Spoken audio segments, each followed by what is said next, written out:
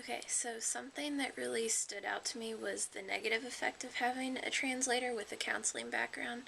I initially thought that this would be like the ideal situation, but the speaker mentioned that like both counselors with different viewpoints in the same session could kind of be like the too many chefs in the kitchen scenario.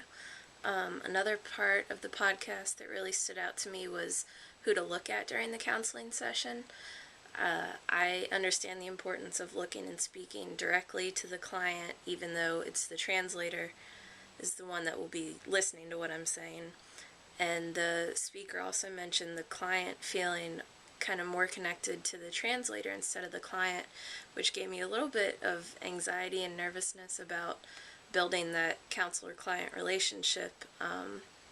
And finally, I found it important to hear that the length of a translated counseling session can almost double, which completely makes sense, but I just didn't even consider this until listening to the podcast. I think our main responsibility as counselors to clients of other languages is respecting the client's culture and showing that we're putting forth an effort to make the session successful.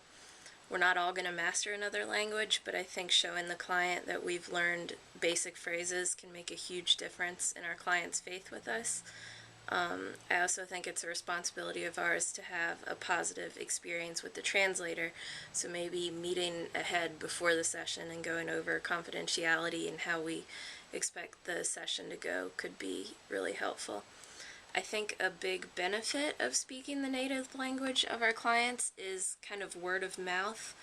I know communities of different cultures really stick together, and if you're successful with one client from that culture, chances are that they'd be a great spokesperson towards the other members. So, if you had a really successful session with a Hispanic child that went and told their mom how great the session was, chances are maybe they'll tell their friend's mom and suggest that their child go see you. Another benefit is the client's faith in you. I think they'll feel more important and accepted in the session if we've made the effort for them. Some of my last reactions towards this podcast was relief to hear that the speaker wasn't a native language, but kind of taught herself. It kind of gave me hope that, excuse the language, but I'm not like screwed in this because I didn't grow up speaking another language.